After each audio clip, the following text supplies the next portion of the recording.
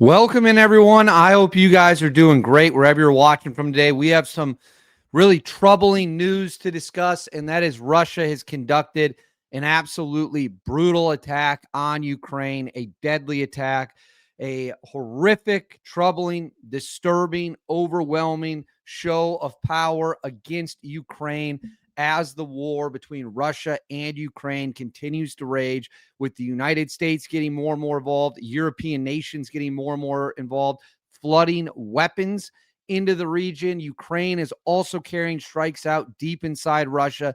I've been telling anyone who will listen, this situation is going to get much, much, much worse before it gets better, and the latest strikes are proof of that fact. Before we get into it, please make sure to like and subscribe. Totally free. Cost you guys absolutely nothing at all. Huge, huge, huge boost to the channel. Comment with your thoughts below. How do you think the crisis in Europe, how do you think the war between Ukraine and Russia ends? Let me know in the comments below. Hit that notifications bell. All notifications turned on. You won't miss a thing. And then right here, Instagram, David_Hookstead, X, D Hookstead. That's where you can find me on social media. My DMs are wide open. Send me any tips for good stories you got, or just reach out and say hello. I love talking with you all. Now let's get into it. So the United States, as we know, has pivoted from the initial stance of the Trump administration during his second term in the White House, running this country from the Oval Office. When President Trump returned to Washington, D.C. for his second term as president, his plan was, I want a peace deal. I want the dying to stop. I want the killing to stop. Let's bring both sides together. Let's see if we can work something out and bring this terrible war to an end. That did not work.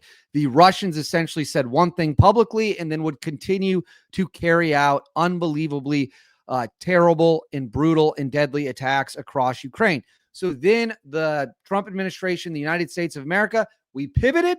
We said, okay, if you don't want to negotiate, we'll try plan B. What's plan B? We're going to send really powerful weapons to Ukraine. We're going to give them intelligence to conduct strikes deep inside Russia. We're going to tell Ukraine to target the oil, target the energy infrastructure, and just take these guys out and try to stop the flow of money into the Putin regime. Try to stop the flow of resources into Putin's war machine. It actually has been semi-successful so far. Russian oil and energy infrastructure has been hit incredibly hard. It's not been taken out. It's still operating, but it has been significantly damaged, resulting in significant losses for the Putin regime so far.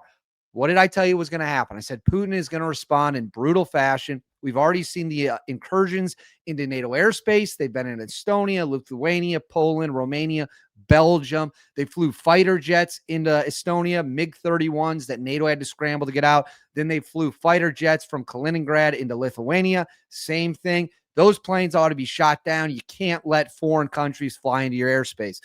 But there's more to this. So I'm going to put this up. I am filming this on November 8th. So this happened the night of November 7th, early morning hours of November 8th. It says Russia launched a large-scale overnight attack on Ukraine, firing over 450 strike drones and 45 missiles at civilian areas and residential buildings. Multiple regions were hit, including Kiev and Kharkiv, with the heaviest strikes on the Donbas. The third video shows the moment a Russian drone directly hit a multi-story residential building in, is it pronounced Dnipro? Let me know in the comments below. As you guys know, I don't speak Russian. I did take it in college, wasn't any good at it. So right here, you have pictures of the damage of the deadly attack. Right here, massive hole blown in a building from a drone or a missile. And right here, you can hear a massive attack.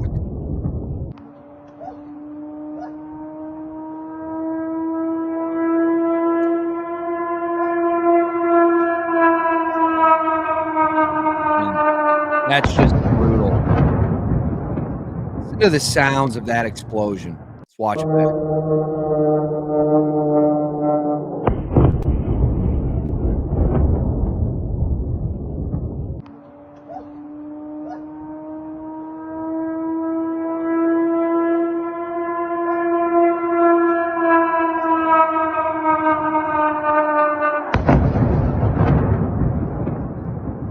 That is terrifying. Imagine being there and hearing those bombs go over your head, blowing up your buildings, blowing up your apartment buildings.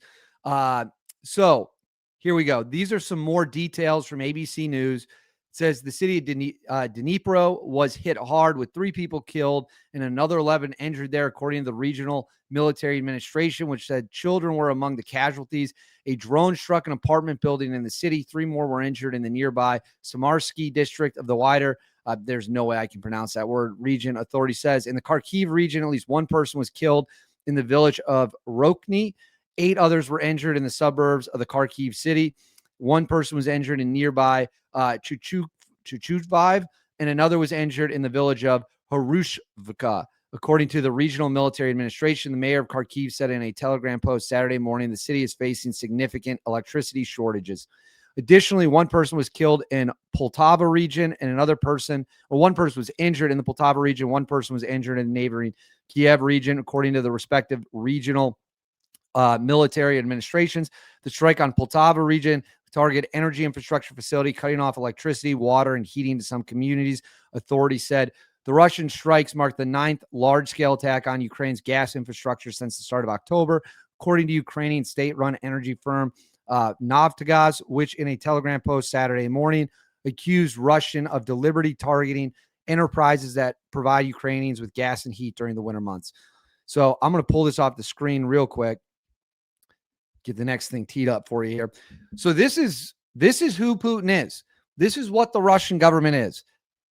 Purposely targeting civilian areas, purposely killing civilians, purposely inflicting pain on the civilian population. Purposely targeting civilians is a war crime. It is a cut and dry war crime. Now, do civilians get killed in war? Is there collateral damage? Yes, it is tragic. It should be avoided at all costs. Killing civilians, excuse me, is always horrific. It happens. It should never be done on purpose. And any country that does do it on purpose is guilty of war crimes. So what Russia is doing here by actively targeting civilian residential buildings is the textbook definition of a war crime. There is no way around it. But at the same time, the Ukrainians are also carrying out significant strikes against Russia. I'm going to get this ready for you. It says Russia's Volgograd oil refinery, one of the largest in the region, is shut down after a Ukrainian drone strike damaged the facility last night. The refinery's primary processing unit, CDU-5, and another hydrocracker were damaged in the attack, per Reuters. So let's watch this. You can see it burning.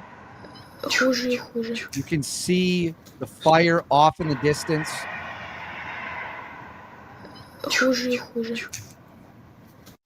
And then right here, we have this as well. It says overnight, Ukrainian attack drones successfully struck multiple Russian targets during a major raid. Seen here, Russia's Kostroma thermal power plant just to the northeast of Moscow and one of the largest in the region burns. You can see the massive fireball on your screen there. Huge, huge fireball. This is, I believe, the general area. It is a GPS look at it.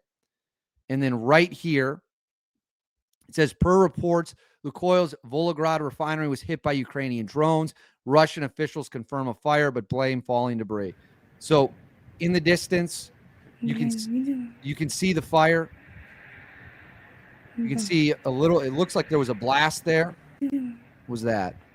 We have a blast, but you can, yep, that might have been a drone that was shot down, but you see the big fireball. And then here's some details of the Ukrainian attacks on Russian infrastructure. It says Russian oil major Lukoil's Volgograd refinery has halted operations after it was struck by Ukrainian drones. 3 sources familiar with the matter said on Thursday. Ukraine has for several months been striking Russian oil refineries, depots, and pipelines, while Ukrainian energy infrastructure has been a target of Russian strikes in a war that is approaching its 4th year.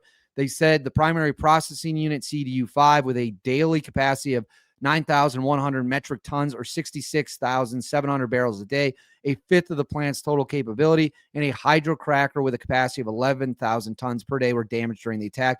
Lukoil did not respond to requests for comment. The plant is stopped. CDU is on fire. There is some damage to the hydrocracker. One source who spoke on the condition of anonymity. So you have Ukraine carrying out massive attacks on Russian oil infrastructure. Now, in a war, the reality of a situation is this. Going after infrastructure that is funding and supplying the war is technically, that's fair game on both sides. Now, the Russian war on Ukraine is illegal, but targeting oil refineries, oil reserves, weapon depots, those are all fair game in a war if those resources are being used to fund and push forward the war efforts. That's not a war crime. No, whether it's in Ukraine or Russia, that's not a war crime.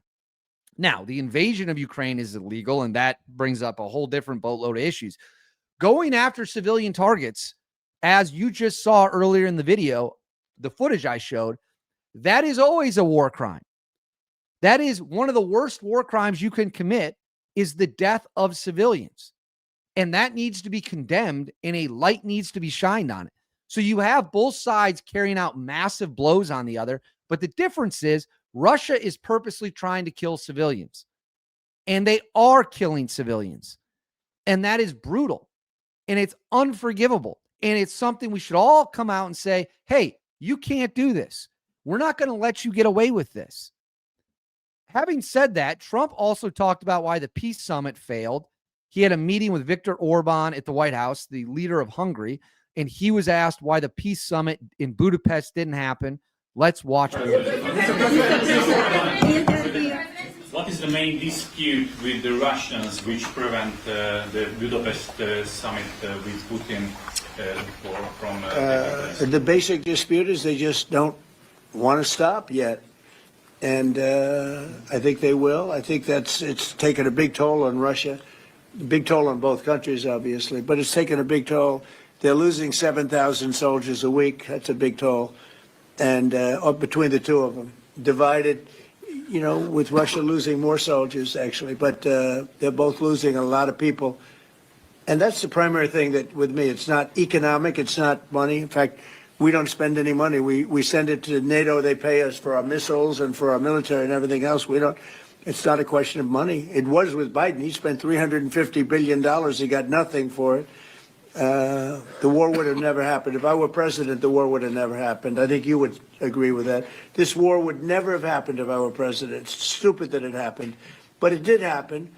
I inherited the war, and I think we're going to get it ended not too distant future. So there's President Trump once again saying his goal is, I want the dying to end. I want the killing to stop. I want this insane situation to come to an end. But he's admitting right there, I'll pull this down. Trump is admitting right there the Russians do not want to stop. The Russians feel like they are going to win, and they're not going to stop. They are going to continue the bloodshed. They're going to continue the carnage. They will continue to inflict mass chaos on people, and they're not even trying to hide it. This is who Putin is. This is who the Russians are. President Trump is very clear-minded about this, saying the Russians do not want this to stop, and if they don't want it to stop, we're not going to meet with them. And you will see more weapons flood into Ukraine, and you will see more and more dying. I've been very clear about this, and I was all for trying to give peace a chance. I wish peace had worked.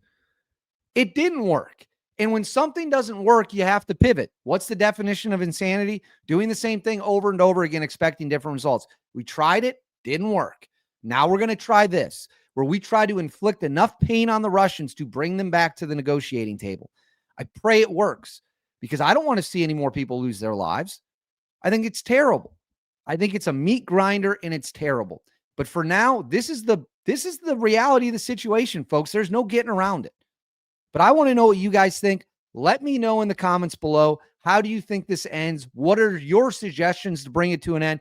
Let me know in the comments below. Please make sure to like and subscribe. Totally free. Cost you guys absolutely nothing at all. Huge, huge boost to the channel. Hit that notifications bell. All notifications turn on. And then right here, Instagram, David_Hookstead, X, D Hookstead. That's where you can find me on social media. My DMs are wide open. Reach out with any tips you have. I'll see you all next time.